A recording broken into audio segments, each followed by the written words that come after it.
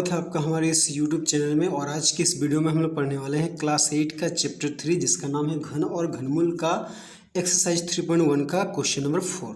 तो इसके पहले क्वेश्चंस का वीडियो अगर आपने नहीं देखा है तो लिंक डिस्क्रिप्शन में दिया गया है, वीडियो जरूर देख लें। और अगर आप इस चैनल पर नए हैं तो इस चैनल को सब्सक्राइब करें और बेल आइकन को प्रेस करें ताकि हर आने वाली नई वीडियो आप तक सबसे पहले पहुंच जाए। तो देखिए क्वेश्चन नंबर 4 क्या है। एक संख्या को 5 से गुणा करने पर उसका घन कितना गुना हो जाएगा। ठीक है, तो एक संख्या को हम लोग अगर 5 से गुणा करते हैं तो उसका घन कितना हो जाएगा। तो हम लोग पहले उस संख्या का घन निकालेंगे, फिर उस संख्या को 5 से गुणा करेंगे, फिर उसका घन निकालेंगे, तो फिर हम लोग देखेंगे कि वो कितना गुना हो गया है। ठीक है, तो चलिए हम लोग इसको हल करते हैं। तो देखिए एक संख्या, तो कोई भी संख्या हम लोग ले सकते हैं। तो हम लोग मान लेते हैं कि माना वो संख्या बराबर क्या है, x है।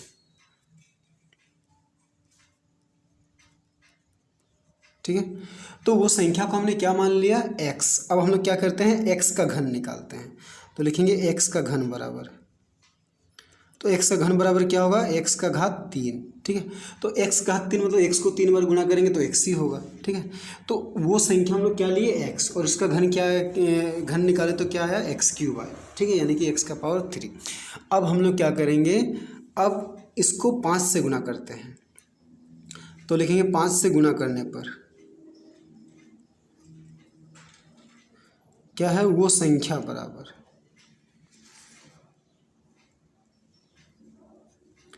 तो देखिए 5 से गुणा करने से वो संख्या क्या होगा, वो संख्या x है, उसको अगर 5 से गुणा करेंगे तो 5 गुना x यानी कि 5x। अब हम लोग क्या करेंगे, ये 5x का घन निकालते हैं। तो लिखेंगे 5x का घन,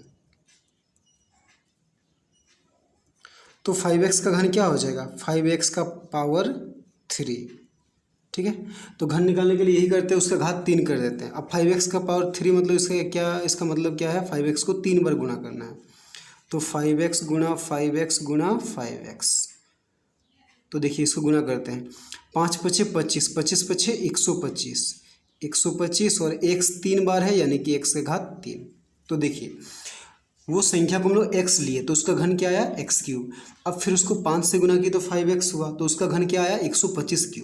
तो देखिए यहाँ पे उस संख्या x का घन x³ आया था, तो इसके आगे कोई संख्या नहीं तो वो 1 है। और जब उसको 5 से गुना किए और उसका घन निकाला तो उसके आगे क्या आया, 125।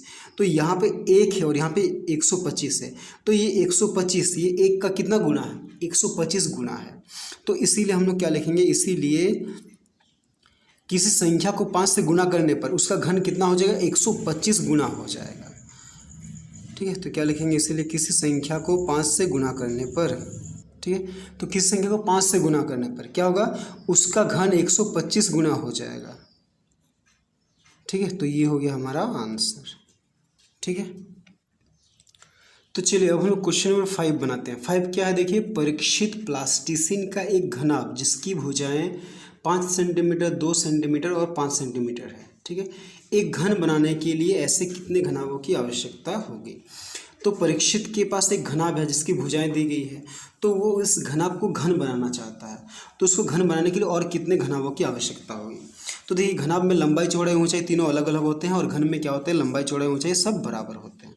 तो हमें यहाँ पे क्या दिया है, घन की भुजाएं, सॉरी घनाभ की भुजाएं। ठीक है, तो घनाभ की भुजाएं मतलब क्या दिया गया है, लंबाई चौड़ाई ऊंचाई।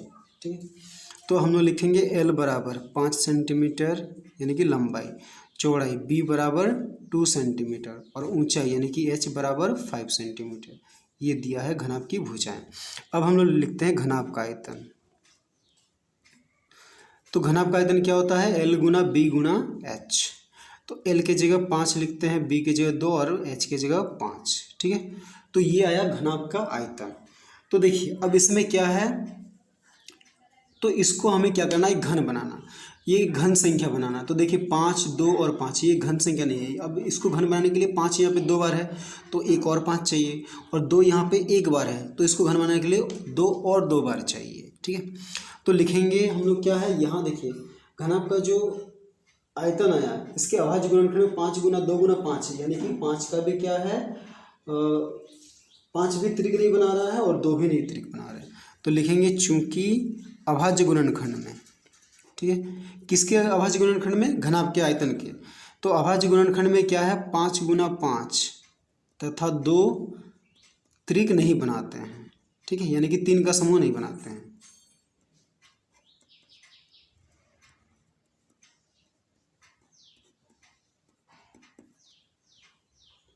ठीक है, तो इसीलिए अब क्या लिखेंगे, इसीलिए इसको एक पूर्ण घन संख्या बनाने के लिए तो लिखेंगे एक पूर्ण घन संख्या एक पूर्ण घन बनाने के लिए। तो देखिए एक पूर्ण घन बनाने के लिए क्या करना पड़ेगा, 5 2 बार है तो हमें 1 to 5 चाहिए, तो 5 गुना 2 1 बार है तो हमें 2 और 2 चाहिए, यानी कि 2 गुना 2, यानी कि 5 दूनी 10, 10 दूनी 20, यानी कि 20 घन की आवश्यकता होगी।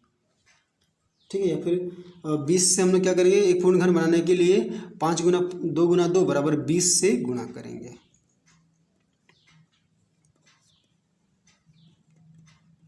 ठीक है, और ये 20 ही क्या है, घनों की संख्या, तो लिखेंगे इसीलिए आवश्यक घनाभों की संख्या बराबर, तो आवश्यक घनाभों की संख्या कितना हो गया, 20, तो ये हो गया हमारा आंसर।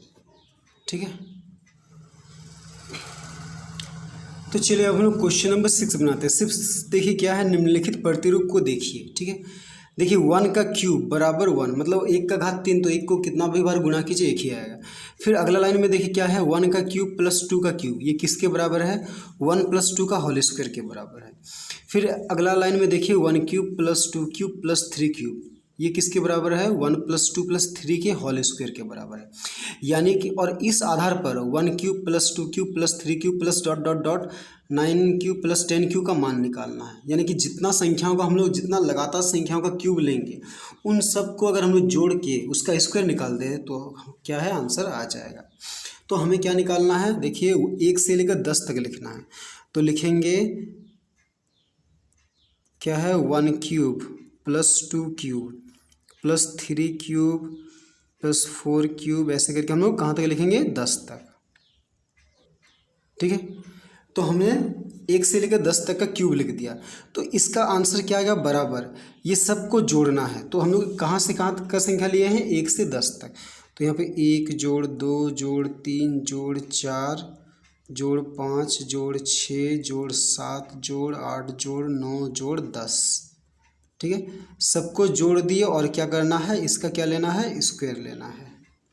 ठीक है, अब देखिए इसको हम लोग हल करते हैं। देखिए ये तो 10 से रहने दीजिए, देखिए ये 10, ठीक है, फिर ये 1 और 9 10, तो ये 10 और ये 10 20, फिर ये 2 और ये 8 10 30, फिर ये 3 और ये 7 10, यानी कि 40, फिर ये 4 और ये 6 10, यानी कि 50, और ये 5 55। तो 1 से 10 तक सबको जोड़े तो क्या आ रहा है, 55, तो 55 का क्या लिखेंगे, स्क्वायर। अब 55 का स्क्वायर मतलब 55 को 2 बार गुना करना, तो हम यहीं पे गुना कर देते, चलिए। तो 5 5 25, 5 5 25 का 5 हाथ में रहा 2, 5 5 25 26 27, यहाँ पे 5 5 25 5 5 25 26 27, तो 5, ठीक है, 7 5 12 का 2 हाथ में रहा 1, 7 2 9 और 1 10 का 0 हाथ में रहा 1, फिर 2 और 1 3, तो कितना आ गया आंसर हम लोग का, 3025। तो यही हो गया हमारा आंसर।